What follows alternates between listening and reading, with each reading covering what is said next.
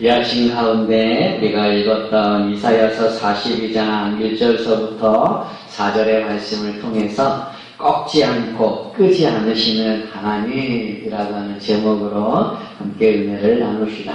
본문의 말씀의 배경은 이사야서예요. 이사야서 하면 생각나는 사람, 함께 떠올려져야 될 사람 하나가 있습니다. 누굴까요? 그게 누구냐면 이사야와 함께 떠올려야 될 인물은 히스기야 왕이라는 거예요. 왜냐? 히스기야 왕은 이사야 사역에 많은 시간을 함께 했던 왕이라고 하는 거죠. 또 히스기야 왕은 우리가 기억되어지는 게 뭐냐면은 여호사밧 왕, 또 히스기야 이후에 요시야 왕이 있는데 이 세 분이 다윗 이후에 종교 부흥을 일으켰던 왕입니다. 남유다 북이스라엘을 통틀어서 대부분의 많은 왕들이 악한 왕들이었습니다. 하나님을 떠난 왕들이었습니다. 초반기에는 하나님을 따랐다가도 후반기에 하나님을 저버리는 왕들이 많았다라는 것이고요. 북이스라엘 같은 경우에는 모든 왕들이 악한 왕들이었습니다. 그런 악한 왕들 가운데서 히스기야와 여호사밧과 요시아라고 하는 왕 이 세 분이 종교부흥을 일으켜서 할 수만 있다면 자기 백성들과 그 나라를 하나님 앞으로 바로 세우려고 애쓰셨다고 하는 거죠. 그 왕들 가운데 히스기야 왕 때에 대부분의 선지자의 사역을 감당했던 분이 이사야 선지자라는 거예요. 히스기야 왕 하면 우리가 잘 알고 있는 것처럼 죽을 병에 걸렸지만 하나님의 도우심으로 기적적으로 살아서 15년의 생명 연장을 받았고요. 해 그림자가 자그마치 10도만 뒤로 물러나는 전무후무한 일들을 경험했던 왕이 누구냐? 그가 히스기야 왕이에요. 그 왕 때 활동했던 선지자가 이사야 선지자고요. 이 이사야 선지자는 그 히스기야 왕, 므낫세라고 하는 왕이 있습니다. 남쪽 유다에서 가장 악한 왕이었는데 그 므낫세 왕 때에 죽임을 당했다라고 하는 그 이야기가 절순되어져 내려오고 있습니다. 이 이사야가 얼마나 하나님의 말씀을 많이 전하고 싶었던지 성경의 시편 다음으로 66장에 이르는 많은 말씀을 기록하고 있다는 거죠. 근데 그 이사야의 많은 말씀이 대부분의 선지서와 비슷한 것처럼 대부분의 내용이 뭐냐? 이스라엘의 죄, 또 남쪽 유다의 죄를 지적한다는 거예요. 그리고 그 죄에 대해서 하나님의 심판이 있고 그 심판 가운데 멸망의 모습들이 있다라고 하는 것이죠. 이것이 선지서들의 공통적인 모습인데 이사야서에도 그대로 담겨져 있습니다. 그런데 그것으로 끝나는 것이 아니라 이사야서의 모습 중에 또 하나의 모습은 뭐냐면 그 자기 백성을 하나님께서 다시금 회복시켜 주신다는 거죠. 구원을 베풀어 주신다라고 하는 것입니다. 그 구원을 베풀어 주시는 그 모습 가운데 장차 오신 메시아, 장차 오실 그 그리스도에 대한 말씀이 많이 기록되어져 있는데 오늘 우리가 읽었던 본문의 말씀도 바로 장차 오실 메시아에 대한 말씀이라는 거예요. 그 말씀을 다시 한번 보십시오. 오늘 이사야서 42장 1절서부터 4절의 말씀인데 제가 다시 한번 봉독하겠습니다. 내가 붙드는 나의 종 내 마음에 기뻐하는 자 곧 내가 택한 사람을 보라. 내가 나의 영을 그에게 주었은즉 그가 이방의 정의를 베풀리라. 그는 외치지 아니하며 목소리를 높이지 아니하며 그 소리를 거리에 들리지 하게 하지 아니하며 상한 갈대를 꺾지 아니하며 꺼져가는 등불을 끄지 아니하고 진실로 정의를 시행할 것이며 그는 쇠하지 아니하며 낙담하지 아니하며 세상의 정의를 세우기에 이르리니 섬들이 그 교훈을 앙망하리라. 오늘 본문 가운데 보여지는 모습은 무엇이냐? 장차 오실 그 메시아의 성품이 어떤 것이냐? 장차 오실 그 그리스도의 그 성품이 어떤 것이냐라고 하는 것을 잘 보여주고 있다는 거죠. 그 중에 오늘 본문 3절의 말씀을 보십시오. 오늘 제목과 같이 상한 갈대를 꺾지 아니하고 꺼져가는 등불을 끄지 않는 분 이렇게 표현되어져 있다는 거예요. 상한 갈대가 뭘까요? 상한 갈대라고 하는 것은 부러진 갈대예요. 갈대라고 하는 것 그 자체도 뭡니까? 연약한 존재입니다. 그런데 이 연약한 갈대가 부러져 버렸다는 거죠. 근데 갈대는 크게 유용하게 쓰이지는 존재가 아니라는 거예요. 뭐 있으나 없으나 큰 영향이 없는 것이 갈대라고 하는 거죠. 그런데 그 갈대가 부러지기까지 했다는 거예요. 그러면 더 쓸모가 없다는 거죠. 또 하나 등장하는 것이 무엇입니까? 꺼져가는 등불이에요. 등불이 있긴 있는데 꺼져갑니다. 등불이 꺼져가는 이유가 무엇일까요? 이유는 두 가지죠. 하나는 심지가 다 타버린 거예요. 또 하나는 기름이 다 됐다라고 하는 거죠. 꺼져가는 등불이 의미해주는 모습은 무엇이냐면 더 이상 등불로서의 기능이 없다라고 하는 것을 말씀해주고 있다는 거예요. 그러니까 상한 갈대와 또 꺼져가는 등불의 모습이 무엇일까? 쓸모없는 존재, 의미 없는 존재, 그 기능이 다해서 버려져야만 할 그 존재를 상징해주고 표현해주고 있다는 거예요. 그런데 이사야에서 말씀하는 이 상한 갈대와 꺼져가는 등불은 무엇에 대한 비유냐면 죄인에 대한 비유라고 하는 거죠. 하나님께서 인간을 창조하셨습니다. 하나님의 형상과 모양대로 창조하셨습니다. 그럼에도 불구하고 인간은 하나님 앞에 범죄했다라고 하는 것이죠. 그러나 그 인간, 범죄한 그 인간이 하나님 보시기에는 어떻게 보면은 연약한 존재라고 하는 거예요. 무익한 존재라는 거예요. 그 기능을 다 했다라고 말할 수 있는 존재라고 하는 거죠. 그런 죄인을, 아무 쓸모도 없는 존재인 그 죄인을, 비참한 그 죄인을 하나님은 어떻게 하신다는 거예요? 그 부러진 것을 꺾지 않으신다, 뽑아내지 않으신다는 거예요. 꺼져가는 등불을 끄지 않으신다라고 말씀한다는 거예요. 한마디로 뭡니까? 포기하지 않으신다는 거예요. 이것은 이사야가 이 말씀을 할 때의 모습은 뭐냐면 이스라엘 백성들에 대한 모습입니다. 그들이 하나님 앞에 범죄했습니다. 심판을 받아 멸망을 당합니다. 바벨론의 포로로 잡혀갑니다. 그들은 하나님의 백성이지만 어쩌면 그 기능을 다 했었는지 모릅니다. 그들의 죄악의 모습 때문에 그 기능이 다 했고요. 그 죄악의 모습 때문에 그들의 삶의 모습은 비참한 가운데, 연약한 가운데 빠져버릴 수밖에 없다는 거죠. 그런 이스라엘을 하나님은 포기하지 않는다는 거예요. 상한 갈대 같은 이스라엘, 꺼져가는 등불 같은 이스라엘. 그런데 하나님은 꺾지 않으시고 끄지 않는 하나님이시라는 거예요. 그런데 이 모습이 장차 오신 메시아의 모습인데 이 말씀을 그대로 인용했던 부분이 있다는 거죠. 그게 어디에 등장하냐면 마태복음 12장에 등장합니다. 마태복음 12장에 가면 안식일날 예수님께서 회당에 들어가십니다. 회당에 들어가셔서 보니까 누가 있냐면 마침 한쪽 손 마른 사람이 있답니다. 그런데 그 손이 마른 쪽이 어디냐? 누가복음 6장에 가면 그 손이 오른손이다라고 얘기하고 있습니다. 회당에 들어가셔서 아마 말씀을 가르치시려고 갔던 것 같은데 거기에 있는 사람, 예수님의 눈에 딱 띄는 사람이 있는데 오른손이 마른 사람이라는 거예요. 손이 말랐다라고 하는 게 뭘까요? 말랐다라고 하는 게 뭘까요?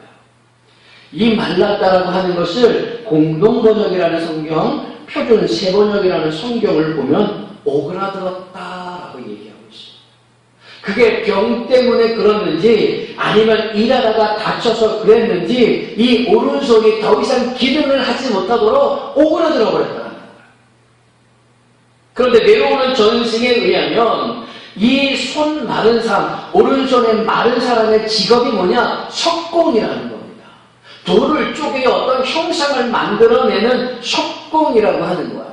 그런데 석공이 오른손이 오그라들었다, 오른손이 말라버렸다라고 하는 것은 더 이상 석공으로서 그 기능을 다 하지 못한다라고 하는 거죠. 그 기능이 끝났다라고 하는 거예요. 그런 속공을 바라본다면 사람들이 볼 때 그 속공에 대한 마음이 뭐겠습니까? 불쌍한 마음이죠. 오른손이 많은 속공의 모습은 뭡니까? 비참한 모습이에요. 연약한 모습이에요. 그런데 이 속공이 왜 거기에 있었는가? 이것은 바리새인들 때문에 그렇다는 거예요. 바리새인들이 예수님께서 안식일에 과연 병을 고치실까? 이 손 오그라드는 사람을 고쳐주실까라고 하는 것을 시험하는 겁니다. 그래서 안식일에 병 고친 일을 했다라고 한다면은 그들의 율법에 의해서 그들의 전통에 의해서 안식일에 일을 하면 안 되는데 예수님께서 일하셨다라는 거예요. 그러면 그들의 법정에 그들의 사내들이 공회에 예수님을 고소하려고 한다는 거죠. 사람들은 바리새인들은 이 손이 말라버린 속공을 이용하는 거예요. 연약한 존재, 비참한 존재, 그 기능을 다 했던 그 속공, 그 오른손이 말라버린 그 사람입니다. 그 사람을 통하여서 예수님을 시험하려고 한다는 거예요. 자신들의 목적을 이루기 위해서 이 사람을 이용하고 있다는 거예요. 이게 사람들의 모습이라는 거죠. 이게 세상의 모습이라는 거예요. 우리가 이 세상을 살아가는 동안에 우리의 모습이 약하고 우리의 모습이 세상 사람들과 비교했을 때 뛰어나고 높지 않으면 세상의 사람들은 우리를 무시한다는 거죠. 세상의 사람들은 우리를 이용해서 자신들의 목적을 이루어 가려고 한다라고 한다는 거죠. 세상의 사람들은 우리가 어떤 할 일과 어떤 능력과 우리의 기능이 다 했다면 버려버린다. 지금 바리새인들이 그런 모습입니다. 마태복음 12장에 보이는 바리새인들의 모습은 그런 모습이에요. 비참한 존재, 연약한 존재, 그 기능을 다 했던 존재를 이용해서 자신들의 목적을 이루어가고 그를 쓸모없이 생각한다는 거죠. 그런데 예수님께서는 그렇지 않으셨다는 거예요. 이런 손 마른 사람을 보시고 주님께서 하셨던 말씀이 있는데 이렇게 표현합니다. 마태복음 12장 11절과 12절에 보니까 뭐라고 표현하시는가? 어떤 사람이 양 한 마리가 안식일에 구덩이에 빠졌다면 끌어내지 않겠느냐? 사람이 양보다 얼마나 더 귀하냐? 그러므로 안식일에 선을 행하는 것이 옳으니라 라고 말씀하고 있습니다. 바리새인들과 그 회당에 모여있는 사람들은 이 손 마른 사람을 통하여서 그의 비참한 모습, 그 연약한 모습을 통하여서 자신들의 목적을 이루어가기 위한 뭔가를 사용하는 것에 사용하고 있다는 거예요. 아마 그것이 끝난다면 예수님을 고소하는 일들 가운데 그 일이 끝났다면 이 손 마른 사람에 대해서는 전혀 관심이 없었을 거라는 거죠. 그를 내버렸을 거죠. 그 비참한 가운데 그대로 내버려 두었을런지 모른다라는 거죠. 그런데 주님께서는 하시는 말씀이 뭐냐? 양 한 마리조차도 구덩이에 빠지면 그날이 안식일이라 할지라도 끄집어내지 않겠느냐? 건져내지 않겠느냐? 너희들 그렇게 살아가지 않겠느냐라는 거예요.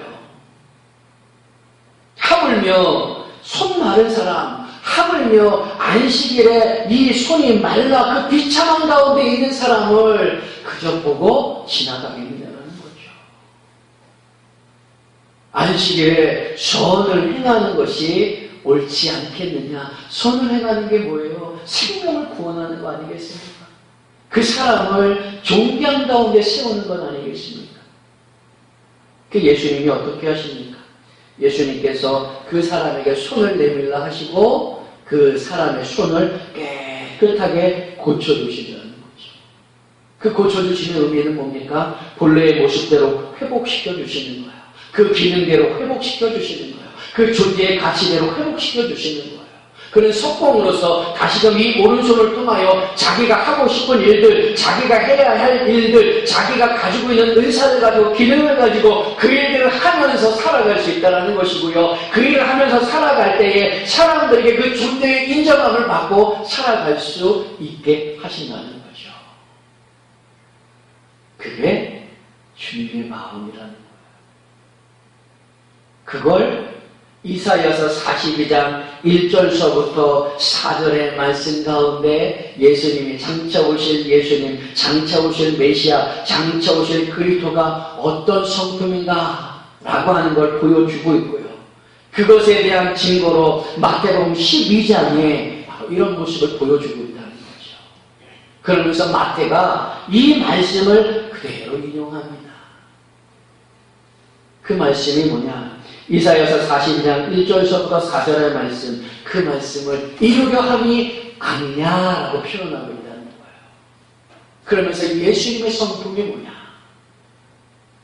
연약하고 비천하고 그 기능이 다 했다라고 하는 그 존재를 회복시켜 주신다는 거죠. 구원해 주신다는 거예요. 본래의 모습대로, 본래의 기능대로, 본래의 할 일대로 세워 주신다라고 하는 거예요. 그게 누구예요? 그게 예수님이시다.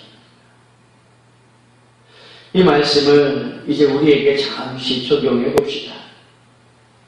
우리의 모습은 어떤가요? 우리의 모습은 살아가면서 때로는 상한 갈대와 같은 모습을 갖고 있지는 않는지요? 꺼져가는 등불과 같은 모습은 아닐런지요? 세상 사람들이 나를 볼 때는 갈대 같은, 그것도 부러진 갈대 같은 연약하고 비참하고 쓸모없는 그런 존재로 바라보고 있지는 않은지요. 꺼져가는 등불처럼 내 기능을 다해서 나를 사용할 만큼, 나를 써먹을 만큼 다 써먹어서 더 이상 필요 없는 존재처럼 취급하고 있지는 않느냐는 거예요. 세상 속에서 아무런 존재감도 없고 크게 유용하게 쓰이지도 아니하고 사람들에게 인정을 받지도 못하고 우리 자신이 물에 물 탄 듯 술에 술 탄 듯 전혀 아무런 변화와 영향을 미치지 못하는 사람은 아니냐라는 거예요. 그 조직에, 그 공동체에 있어도 그만, 없어도 그만한 사람은 아니냐라는 거예요. 우리가 그런 취급을 받고 살아가고 있는 건 아니냐라는 거죠. 그런데 마태복음 12장에 나타나는 한 손 마른 섬공처럼 더 이상 기능을 바르지 못하는 존재라 할지라도, 아니 마귀에게 이용되어서 오히려 하나님의 일을 방해하는 그런 존재라 할지라도 나를 여전히 사랑해주는 분이 우리 가족일 수 있어요. 근데 우리 가족뿐만 아니라 우리 예수님도 계시다라는 거죠. 아니, 가족들은 나를 상한 갈대처럼 혹은 꺼져가는 등불처럼 취급한다 할지라도 예수님은 여전히 우리를 상한 갈대지만 꺾지 아니하시고 꺼져가는 등불이지만 끄지 않는 처럼, 그래서 본래의 모습대로 회복시켜 주시고 세워주시고 그 기쁨과 감사의 모습 속에서 활활 그 기능을 다하도록 세워주실 수 있다. 그분이 왜 그분이 예수님이요? 심지어 내가 나 자체를, 나 자신을 그렇게 생각한다 할지라도 살면서 내가 생각대로, 내 계획대로, 내가 어떤 계획한 거 마음에 먹는 대로 행하지 않으므로 내가 나를 바라볼 때 혹시 내가 상한 갈대 같은 건 아닌가? 꺼져가는 등불 같은 것 아닌가? 스스로가 스스로에게 그렇게 생각하고 그렇게 취급한다 할지라도 여전히 사랑해 주시고 여전히 포기하지 않으시고 여전히 본래의 모습으로 회복시켜 주시고 여전히 하나님의 영광과 찬양을 받으실 수 있는 기능과 그 역할을 감당하도록 세워주시는 분이 누구냐? 그분이 예수님이라는 거예요. 세상은 나를 포기해도, 가족들은 나를 포기해도, 내가 나를 포기해도 여전히 나를 포기하지 않는 분이 계시는데 그분이 누구냐? 그분이 예수님이에요. 그 예수님이 계시기에 우리에게 소망이 있는 것이고 희망이 있는 것이고 비전이 있는 것이고 꿈이 있는 것이고 다시금 일어설 수 있는 것이고 다시금 열심히 부지런히 무언가 하나님을 위해서 세상을 위해서 큰 일을 감당할 수 있는 존재가 바로 나라는 거죠. 이 아침 가운데 우리가 이사야서의 말씀을 살펴보았습니다. 장차 오실 메시아가 어떤 분인가? 그분은 상한 갈대를 꺾지 아니하시고 꺼져가는 등불도 끄지 않는 분이라고 말씀합니다. 그 모습을 마태복음 12장에 그대로 잘 보여주고 계신다는 거죠. 그 예수님이 계시기에 우리는 오늘도 세상 속에서는 큰 존재감이 없지만 세상 사람들이 나를 바라볼 때는 상한 갈대 같고 꺼져가는 등불 같은 존재라 할지라도 여전히 나를 사랑해 주시고 여전히 나를 포기하지 않으시고 여전히 나를 회복시키시고 여전히 나를 하나님의 영광과 찬양과 기쁨을 드릴 수 있는 존재로 세워가시는 그 예수님이 계신다는 거죠. 그 예수님을 온전히 믿고 오늘 하루도 믿음 가운데 살아가시고 또 한 주간 주셨을 때에 그 한 주간도 우리 하나님과 기쁨 가운데 하나님께 찬양과 영광을 돌려드리며 살아갈 수 있는 이 모든 성도님들이 다 되실 수 있기를 주님의 이름으로 축원합니다.